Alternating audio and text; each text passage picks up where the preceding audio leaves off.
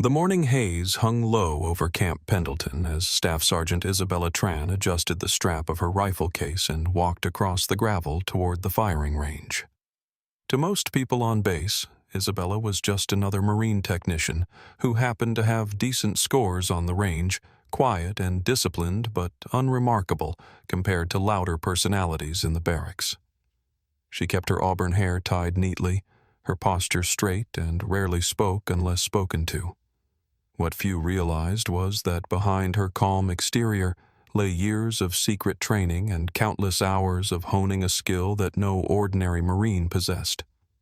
In a place where strength, endurance, and obedience were often the most celebrated traits, Isabella's true strength was her patience and precision, a gift that her grandfather had nurtured since childhood.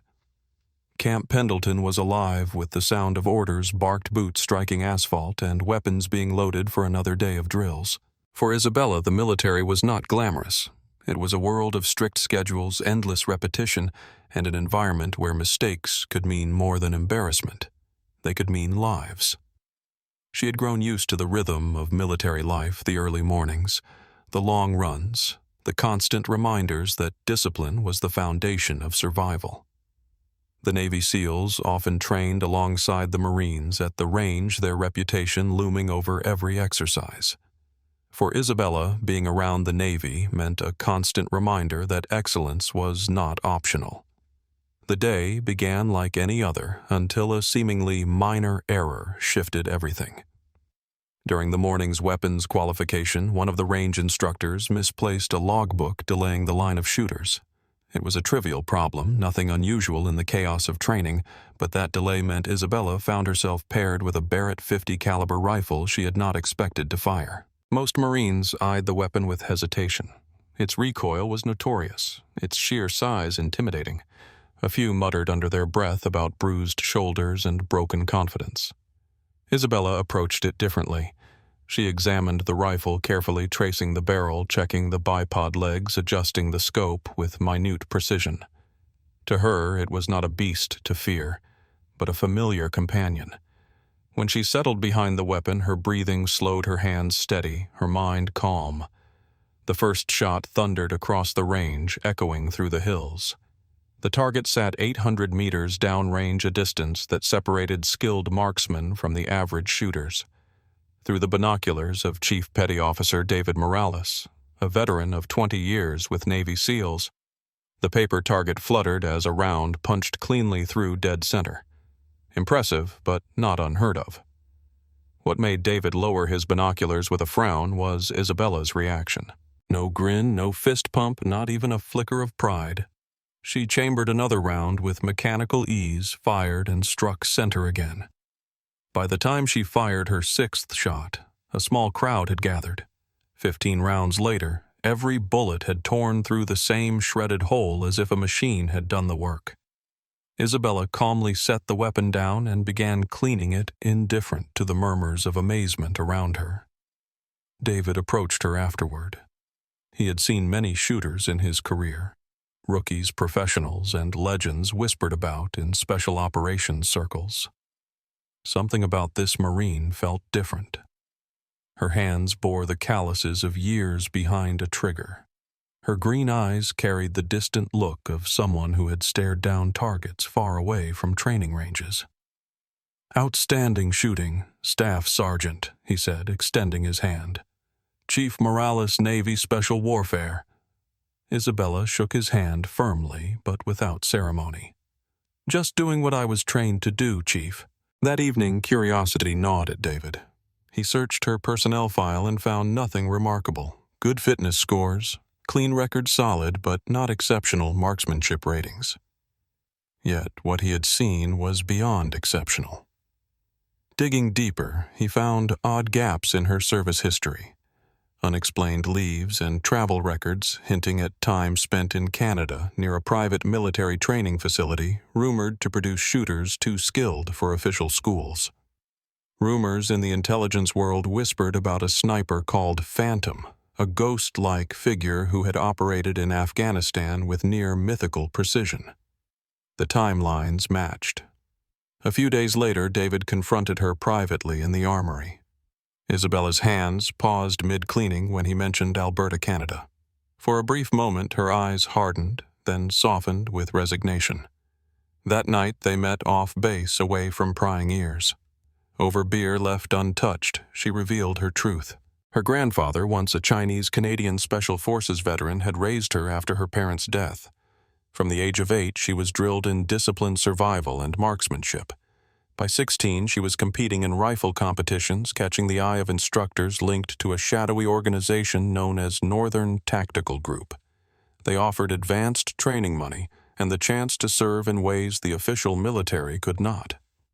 She accepted juggling Marine Corps service as cover while taking on covert contracts abroad. Her most infamous mission had been a shot over 200 meters in the mountains of Afghanistan, a feat many believed impossible. "I don't want to live as a ghost anymore," Isabella admitted quietly. "I want to serve in the light. I want to train others, not keep secrets." David listened carefully, recognizing both the danger and the opportunity.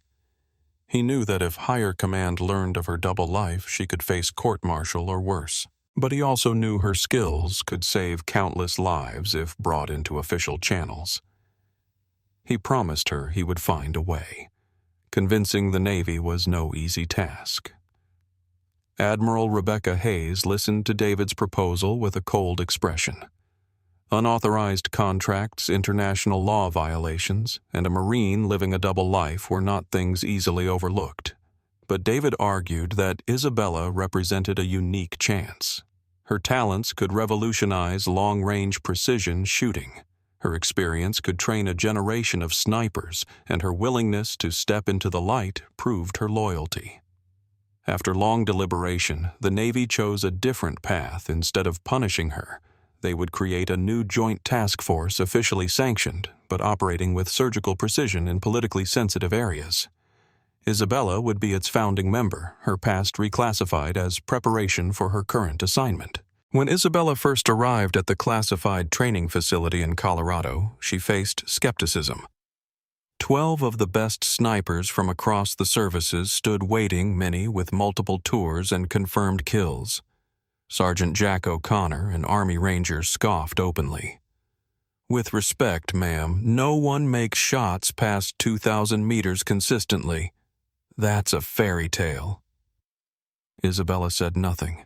Instead, she invited them to the range. The target was set at 2,800 meters. Wind gusts whipped across the valley, temperature shifts distorted the air. She studied the environment for 15 minutes, made her calculations, then fired. 4 seconds later, the bullet tore through the center of the target. Then she fired again and again, each shot cutting the same hole. By the 5th round, silence fell.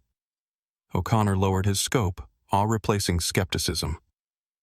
"Jesus Christ, ma'am." "How is that even possible?" Isabella simply replied. "It's possible because it has to be." Training under her guidance transformed the unit. She taught them to read the environment like scientists, to account not only for wind and gravity, but even the Earth's rotation. More importantly, she drilled the mental discipline required for extreme shots.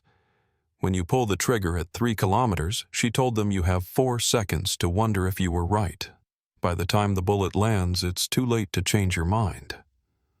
Those words haunted them, shaping their sense of responsibility. Even O'Connor, once her loudest critic, became her most dedicated student. Their first mission was the crucible that would prove whether the new task force was more than just theory. Intelligence reports spoke of a high-value target, a terrorist leader coordinating plans for a chemical weapons attack on a civilian population center. The compound where he hid sat in a border region laced with diplomatic sensitivities. Any overt military strike would have triggered an international crisis. Conventional forces could not go in. The burden of success or failure fell squarely on the shoulders of the newly formed sniper team and on Isabella Tran, who had prepared them for this very moment. For days, she pored over satellite images, weather data, and topographical charts. Every line of elevation, every wind pattern, every possible escape route had to be calculated. She knew the stakes. If the shot failed, not only would thousands of innocents die, but the Navy's gamble on legitimizing her skills would collapse under scrutiny. This time, however, Isabella was not alone on a cold mountainside with no backup.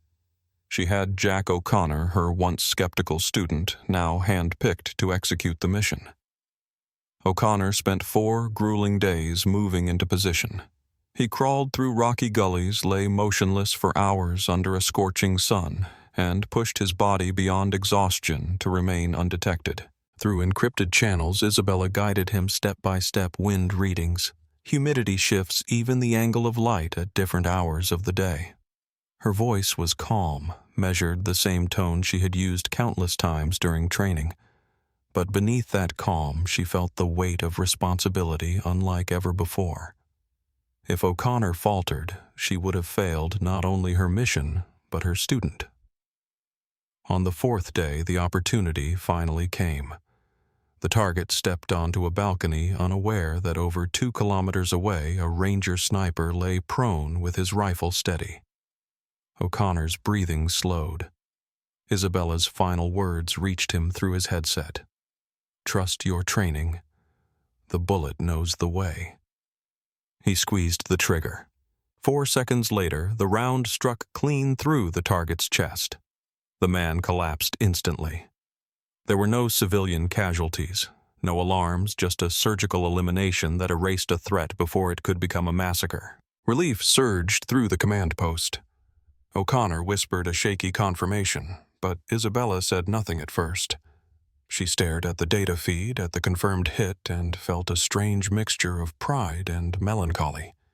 Years earlier, she had carried out such missions alone, operating as a phantom in the shadows, nameless and unsupported. Now she had watched one of her own students accomplish the task under the authority of the Navy within the framework of law. It was bittersweet, but it was also the clearest proof yet that her skills could live on in others.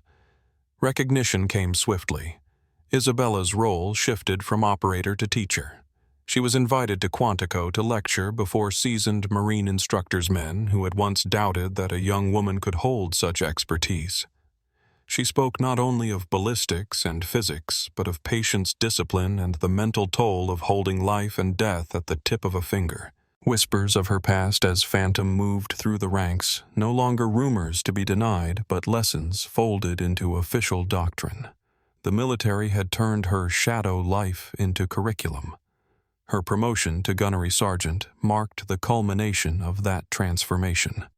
Standing in dress blues before admirals and generals, Isabella felt the weight of her past lift. She was no longer the ghost sniper defined by secrecy. She was now a recognized instructor entrusted with shaping the future of precision marksmanship for the Marine Corps and the Navy alike. The applause of the ceremony was polite, but in Isabella's chest bloomed something deeper than pride purpose. That night, in the quiet hum of a small celebration, David Morales lifted his glass. His words were simple, but carried the gravity of all they had endured. To Gunnery Sergeant Tron, who proved that skills born in the shadows can serve honorably in the light. Isabella allowed herself a smile, genuine and unguarded, the first in years. She had not erased her past. She had transformed it. She was no longer phantom. The ghost whispered about in covert circles. She was Isabella Tran, Marine and Navy-recognized instructor, free to pass her knowledge forward. For the first time, she felt not only free but whole, knowing that the path she had once walked alone was now a road others could follow with honor.